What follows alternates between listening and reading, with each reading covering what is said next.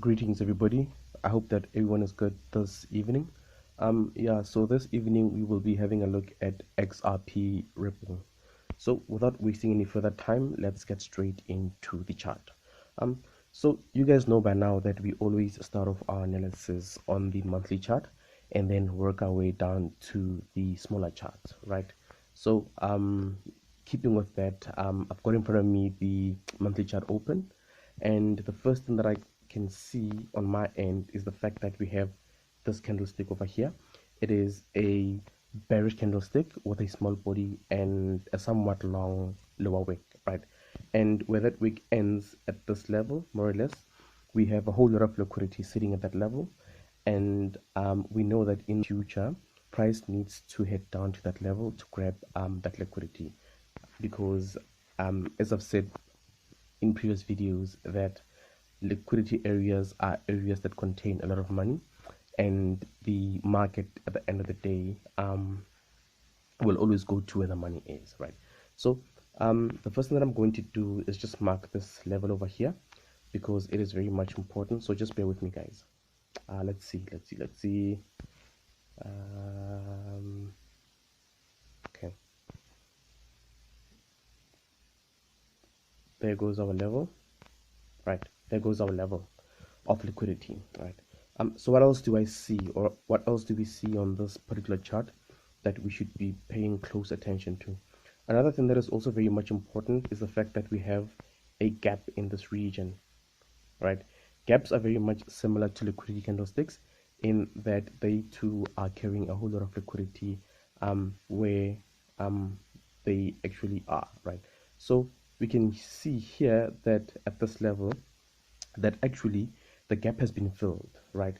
And actually the reason why we saw price moving from this level, actually the top, all the way to here is because of this gap. Well, this is one of the reasons why price came to this level, and that's because at this level there was a lot of money sitting here, and the market just had to grab it before starting to push up again, right? So as much as this level, or rather this gap, has been closed, what may actually happen in the future is that price may actually head to this level to grab the liquidity rather, that's sitting there as well, and then possibly move further up from there, right?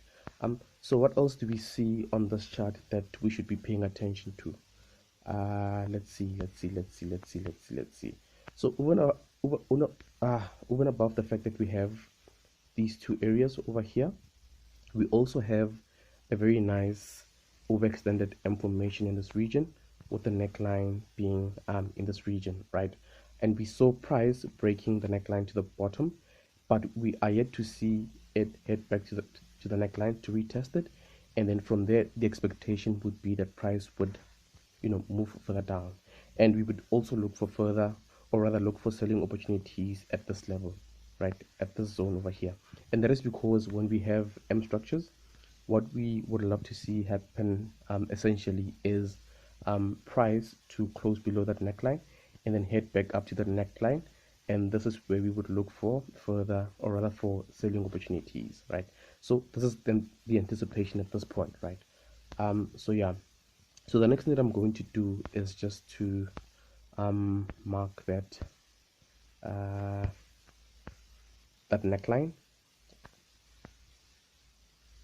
Here we go, right? That's our neckline, right?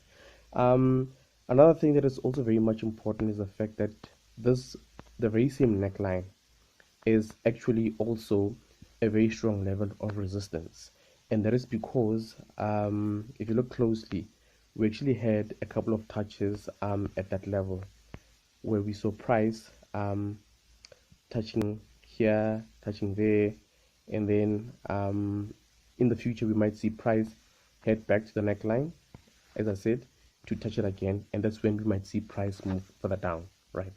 Yeah, so that is it as far as the monthly chart goes. At this point, what I'm going to do is head down to the weekly chart, right? However, before I do so, I would just also like to point out that we have this candlestick over here. It is a liquidity candlestick as well, and that it tells us that in the future price has to head up to grab that liquidity at that level. However, at this point in time, that level is not important, because the most important level is this level over here, which is rather the resistance level and the neckline of this M structure that we spoke about. So there we go. I'm just going to head down to the weekly chart. So here we are on the weekly chart. So what do we see on the weekly chart? On the weekly chart, we also have a smaller M structure over here with a neckline in more or less the same level as that huge M structure we spoke about on the monthly chart, right? We also have this candlestick over here, which is a bullish candlestick with a small body and a long upper wick, which also tells us that we have a whole lot of liquidity at that level, which needs to be grabbed by the market at one point or another. And can you see that that actual candlestick almost aligns with the neckline of those two M structures that I've mentioned, right? So let's continue. What else do we see on this chart that we should be paying attention to? In fact, the next thing that I'm going to do really is to utilize the Fibonacci retracement tool just to see if the neckline over here of this M structure actually aligns with with any of the key levels that we have on the Fibonacci retracement tool. So just bear with me while I add my Fibonacci tool. Let's see.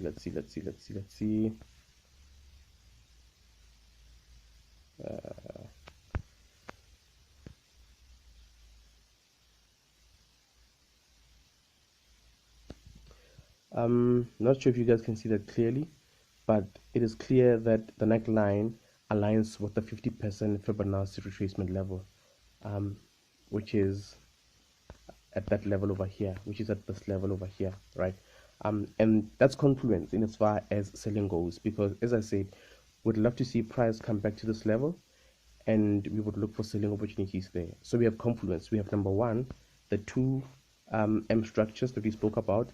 Number two, the resistance level that I mentioned. Number three, the neckline of those two M structures. Number four, the neckline or the resistance area being in alignment with the 50% Fibonacci retracement zone, right? So there's confluence, right? So indeed, we will be looking for selling opportunities at that level, right? But for now, we just need to be patient and actually wait for price to reach that level. From here, I'm just going to head down to the daily chart, seeing that I don't see anything else of value on this actual chart. Okay, here we are on the daily chart. Let's see, what do we see on this daily chart? Let's see. I'm just going to make it bigger. Let's see. So it seems as though that price actually is, or rather has been moving rather sideways if you look at it clearly. And we saw this candlestick, which is a bearish candlestick with a long upper wick pushing up.